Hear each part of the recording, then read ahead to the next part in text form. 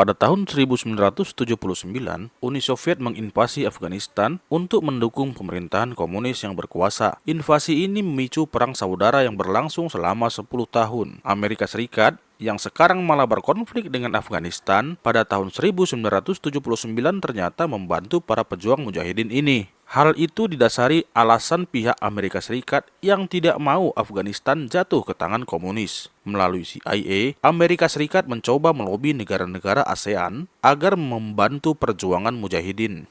Bagaimana reaksi Indonesia?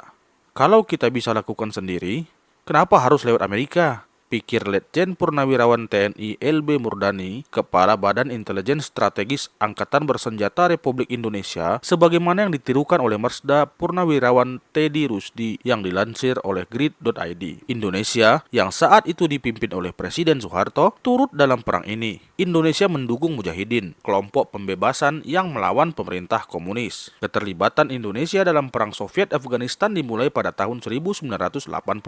Pada saat itu, Menteri Pertahanan Indonesia, Jenderal Benny Murdani, bertemu dengan Kepala Intelijen Pakistan, Jenderal Akhtar Abdurrahman di Islamabad. Dalam pertemuan tersebut, Murdani setuju untuk memberikan bantuan senjata berupa AK-47, sisa operasi pembebasan Irian Barat kepada mujahidin. Bantuan lain berupa makanan, pakaian, dan obat-obatan hingga pelatihan militer. Pakistan juga diminta untuk dapat mengirimkan logistik itu ke perbatasan Afghanistan serta memberikan izin terbang bagi pesawat Indonesia di Rawalpindi. Maka dibentuklah sebuah operasi intelijen dengan nama Babut Mabur atau Flying Carpet alias permadani terbang. Ditunjuklah Kapten Arifin, Kapten Abdullah, dan Kapten Danur untuk menerbangkan pesawat Boeing 707 milik Pertamina. Ketiganya merupakan pilot AURI yang sangat berpengalaman dalam penerbangan intelijen. Alasan menggunakan pesawat sipil adalah masalah kerahasiaan. Pemerintah berdalih akan mengantarkan bantuan kepada korban perang Afghanistan sehingga menepis kecurigaan pihak Uni Soviet dan Amerika Serikat. Operasi dimulai pada tanggal 18 Juli 1981.